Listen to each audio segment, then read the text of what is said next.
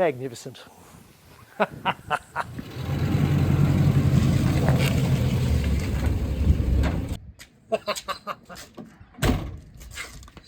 How good's this? The Falcon is shiny again. 15 years in the wrecking yard in Cooma. The paint was horrible. All I've done is buff it. It took me probably 5 or 6 hours yesterday, obviously with a buffer, to get it looking this good. There's a few dents around the car, and a few little blemishes, which I might repaint later on. I'm really not sure yet, but how good does it look? All I've done is buff it. So don't give up. You've got a car with faded paint. You might be able to bring it back to life as we've done here. I'm rather pleased.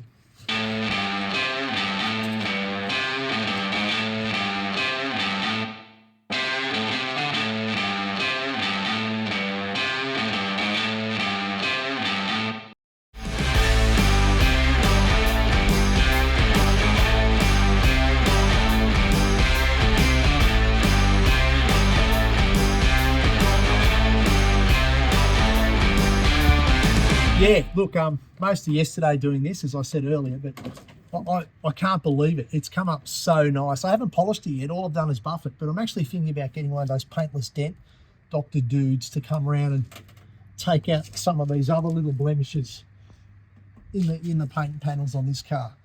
I almost think it deserves it. It sat around doing nothing for so long, and now we're resurrecting it, and it's actually looking better than I ever thought it would. To make buffing of the car easier, I took these door molds off, these door trims, if you like. To get those off, I had to pull these mirrors off, and these mirrors are actually full of spider webs and pine needles. So I dunked them in a bucket and I gave them a good wash. So hopefully they'll be better than they were. They all seem to work, but anyway, I disassembled them, I cleaned them up, and now I can reinstall them and get on with the job of actually getting this car back on the road.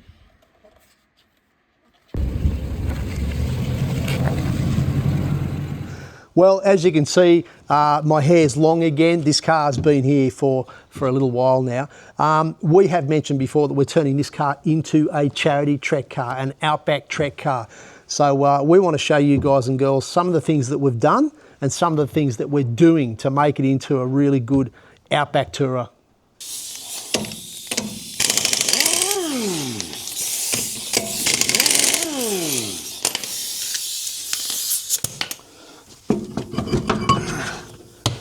These 1980s Fords had a 14-inch wheel and tyre on them. I think the Family Gear had a 15, but disregard that for the moment. This is going to be a charity trek car, an Outback trek car. There's not a real big variety of 14-inch all-terrain four-wheel drive type tyres for a 14-inch wheel. So we're upgrading to a 15-inch wheel and tyre combination off a 1990s E-Series, the old cop chaser rims.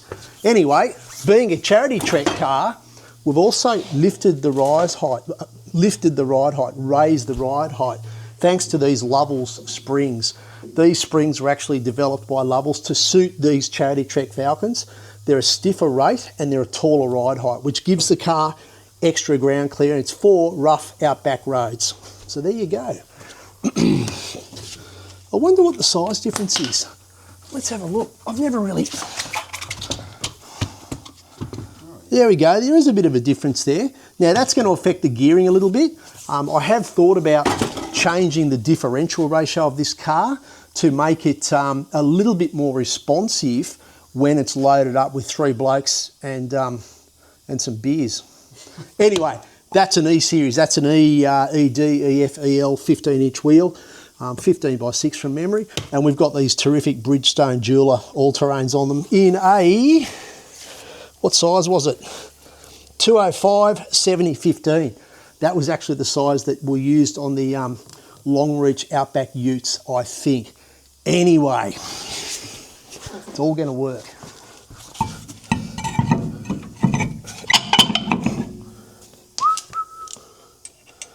So yeah, a tougher, more durable off-road tyre, which is in itself taller and taller springs.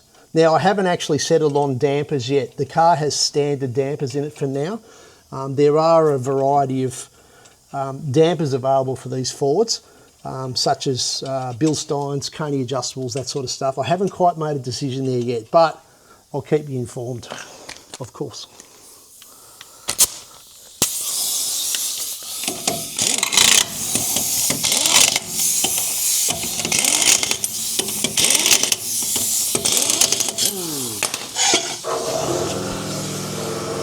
Oh yeah, and I fitted these big rubber mud flaps. Charity treks are usually held in dusty outback conditions. Safety standards are quite high. The cars are usually have to have a light bar. They have to have safety lights on top of the car as obviously to be safe in the dust. One of my mates that works in the car industry gave me this light bar. So thanks, Aaron. It came off I think it was a Ford Ranger used in the mines. Whatever. I fitted it. It's got high mount stop, tail and indicator lights. It's got these lights here which are terrific for setting up a campsite, and it's got a rotating orange beacon on it. Wiring, obviously I had to wire this into the car. So what I thought was, well, first of all, to get the wiring into the car, I've run it down across the windscreen using these little stick-on tabs. Nice and neat, I reckon, and in through the boot rubber. I'll show you what I've done in the boot.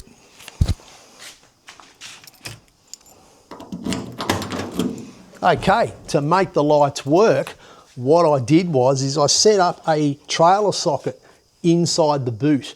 Now, even though this car's got a tow bar on it, I'm not likely to tow anything with it. The tow bar is going to remain on the car as a rear recovery point for the Outback charity treks. Anyway, to cut a long story short, I simply wired the light bar up as you would a trailer. I've got a wire running down into the boot and it simply plugs in. Ta-da! Most of the charity trek organisers insist on a charity trek car carrying 2 spares. A lot of people put spares on roof racks. Some people put racks on their boot lid and put the spares on the boot lid. I wanted to keep the spares within the cabin of the car. To me, that's a little bit safer. Falcons carry their standard spare leaning over into the driver's side quarter panel. There's a bit of wasted space here. I wanted to make that space a little more accessible. So what I've done is simply lean the spare tyre over, and I've relocated the bracket from the driver's side chassis rail to inboard, which means I can carry the spare quite safely using the standard Falcon hardware. And that frees up, obviously, like a sports bag worth of spare parts, such as the snatch strap or spare dampers in the quarter panel. Secondly, second spare. I wanted to carry this on the boot floor. What I've done is I've cut a spare tyre bracket out of a VR, I think it was Commodore station wagon. I'm going to weld that to the floor of the Falcon so a second spare can be carried safely. Happy days. Do you remember how when we bought this car it was only running on 5 cylinders?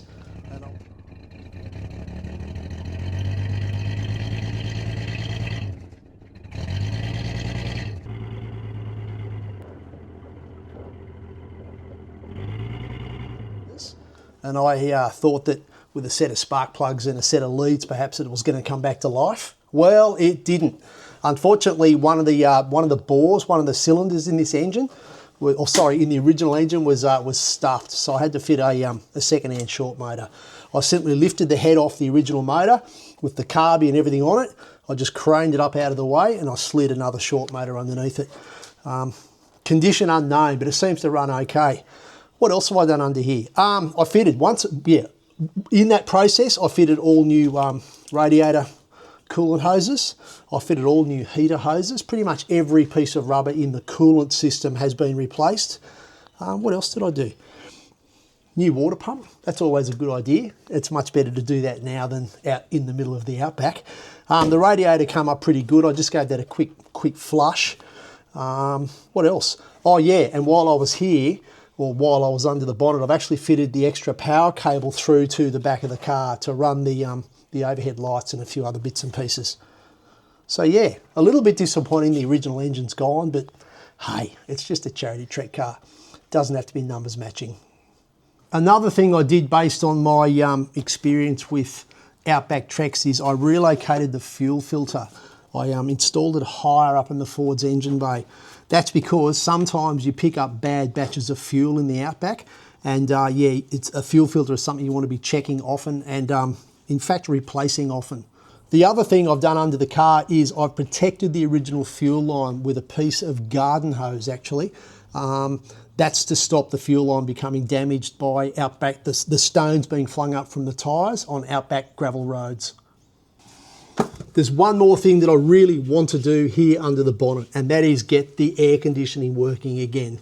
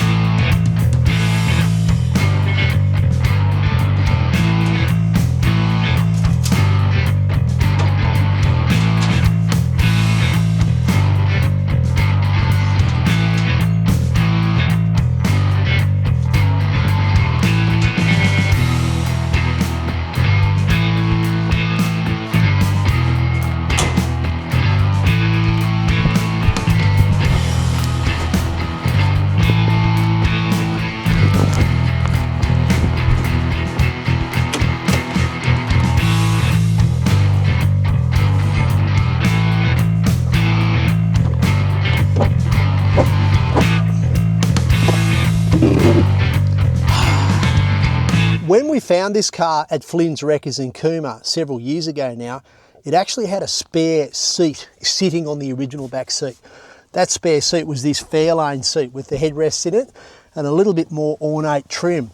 Look, the headrest's kind of cool if you're banging through the Outback.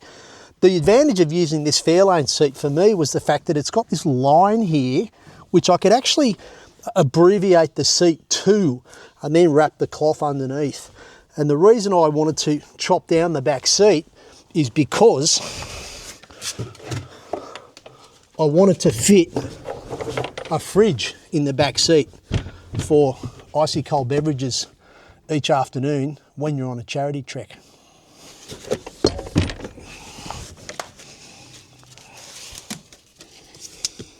I've also got, obviously I need to strap it in, I've also got a second battery. I've installed a second battery tray in the boot straight over the rear axle.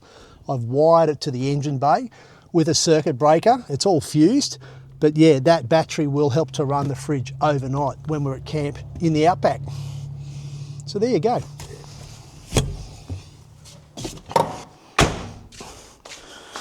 Now, of course, being a car that's going to be driven through rural areas in Australia, through the Outback, I wanted to fit a bull bar. I bought this bull bar for, I think, $150 off Facebook Marketplace. I've installed it on the car using a combination of the original Falcon bumper bar brackets and a laser cut steel plate that I had made up. I actually wanted to move the bull bar forward off the nose of the car. I wanted a little bit more crush space, if you like. So if I do smack something big and heavy, the bull bar has a little bit of crush space. I hope that makes sense. Anyway, it's a bit of an idea I had. So yeah, bull bar on the front. We've got the tall tyres and suspension. The last thing I need to do to get this car ready mechanically for the Outback trek is to put a sump guard underneath it. I'll let you know what I do about that later on. Anyway, that's the story so far. That's our latest update on this 1986 Ford XF Falcon charity trek car. I'm Glenn Torrance. You've been watching Addicted to Cars, and we'll see you in the next episode. Cheers.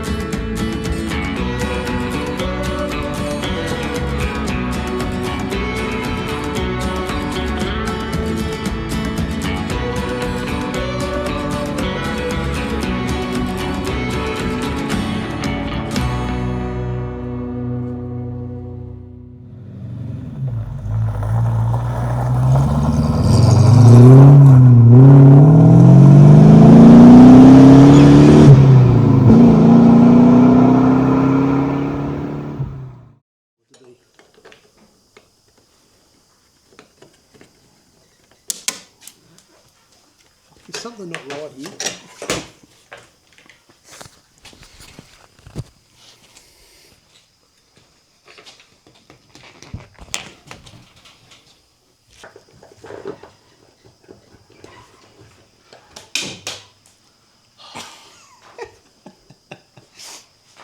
Where did it go? You love when this happens? There it is.